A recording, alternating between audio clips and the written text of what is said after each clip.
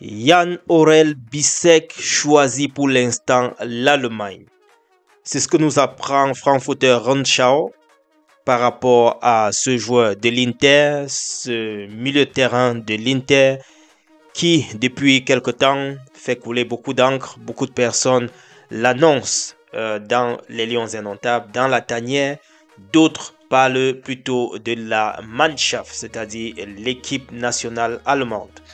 Et lui également a donné donc une interview, si on peut dire comme ça, dans Frankfurter Rundschau, tel que Frankfurter Rundschau nous informe.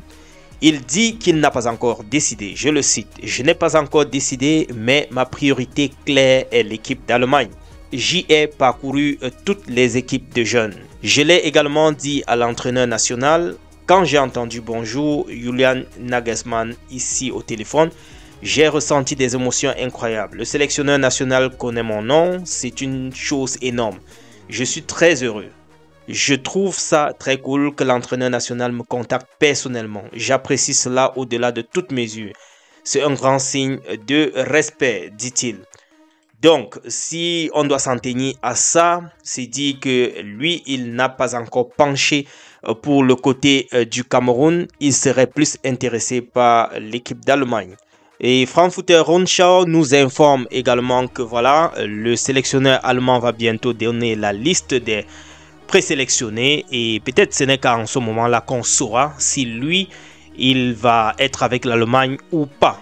Déjà qu'on parlait d'un email qui venait confirmer le choix, n'est-ce pas, de ce milieu de terrain pour le Cameroun, ce qui était entre guillemets un fake mail, nous rapporte donc Frankfurter Rundschau.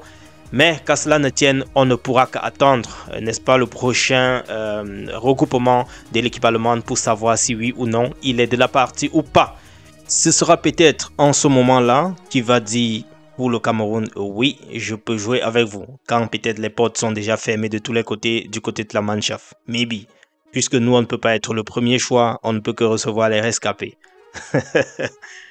Adressons ensemble félicitations à Martin Honla qui est devenu papa. De l'autre côté, nous allons parler de ce combat Jones et Francis Ngannou qui pourra être finalement en 2025. Mais cependant, il faudrait que Dana White, le patron, n'est-ce pas, de l'UFC, puisse valider cela. Le request est de toutes les parts. On parle ici des milliardaires saoudiens qui sont d'accord pour faire la promotion. Ils sont même d'accord pour tout organiser. De l'autre côté, nous, les supporters, on est d'accord. John Jones semble être d'accord. Ngannou, n'en parlons plus. C'est ce qu'il demande depuis. Également, le patron de la PFL est d'accord. Il est déjà en train de faire du forcing pour que Dana White accepte le combat. Donc, les gars, si ça ne dépend que de lui, le patron de PFL, le combat aura lieu. Un combat croisé des deux parties, c'est-à-dire UFC et PFL. Attendons de voir ce que nous réserve dans 2025. Maybe ça pourra se produire. Aujourd'hui, c'est jour de match. Manchester contre Arsenal. Ce sera autour de 21h15.